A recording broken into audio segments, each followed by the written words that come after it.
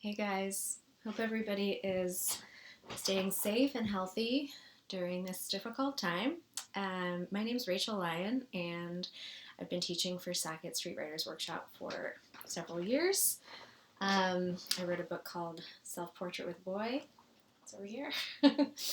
And I'm going to talk to you today about story structure and getting through writer's block and a game that I like to call Plot Roulette. So, if you go to any introductory creative writing class, chances are you'll hear about Freytag's triangle. Freytag's triangle is a way of describing the structure of a story or of any kind of plot. It's very, very basic. Now, not every story is structured like a triangle. Some stories they look like circles, or they look like, waves, or they look like something else. But this is one way of thinking about story structure that I have found useful. And I think it can be useful in terms of getting yourself into a creative space to think about the structure of a story in a really sort of basic, simple, easy way. So I'm gonna play. I'm gonna play this game with you, and it starts with Freytag's triangle. Freytag's triangle starts with a point. The point is the beginning. It's gonna rise up. It's not an equilateral triangle. It has one side is longer than the other, so it's gonna rise up through the rising action. There's gonna be the climactic scene, the climax. That's the second point of the triangle, and then we're gonna have some falling action, otherwise known as denouement. And then the end, right? So the two sides of this slope, or the two slopes of the triangle, are rising action and falling action, and they are connected by the points beginning, climax, and end. Super basic, 5 elements. So what else do you need for a story? You have the structure of your plot, you have those 5 elements. That would be, again, inciting incident, rising action, climax, falling action, and denouement. You also need characters. Maybe not every story has characters, but most stories have characters. You're going to need a character, a protagonist, and you're going to need a setting. Almost no stories happen in a vacuum, right? So the following game is something you can play at home. I adapted it from a group game that I like to play with my classes, my Sackett classes. It's called Plot Roulette. So if you're having trouble coming up with a story, a concept for a story, a surprising story, a story with multiple elements, at home you can use Plot Roulette as a way to get started. In my classes, I'll have people write out a grid. So the grid is 8 columns, and 5 rows. So each column has a label: setting, protagonist, character detail, inciting incident, rising action, climax, falling action, and final image.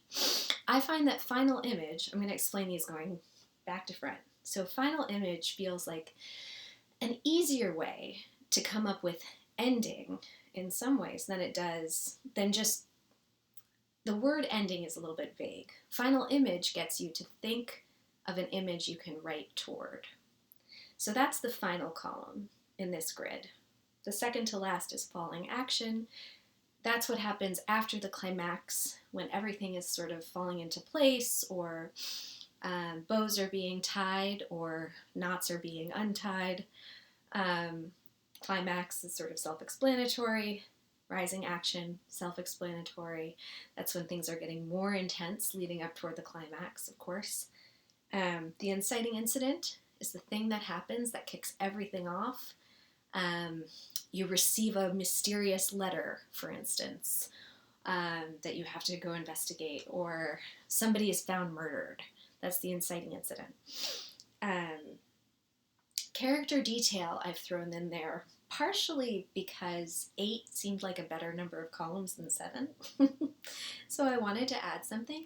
But it also gives you something to hook onto for your protagonist. So protagonist and then character detail feel like they kind of, one sort of requires the other. It's useful for your protagonist to have some kind of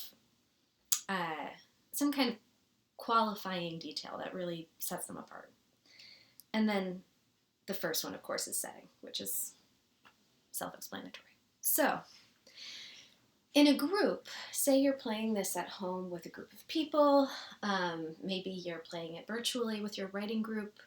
In a group, one person can call out each of these categories, and then everybody else can call out their suggestions. So when I'm teaching, I'll call out, for instance, rising action, and all the students can shout out, it gets very chaotic and pretty fun. The students can shout out their suggestions.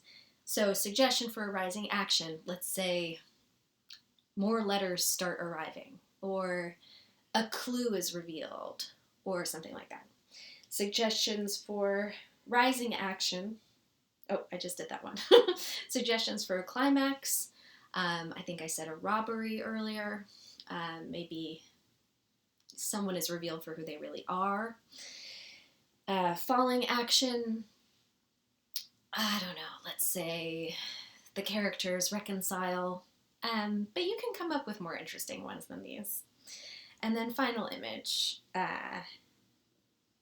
for the final image, try to be as kind of cinematic as you can be. Imagine the very last shot of a movie where, the credits are just starting to roll.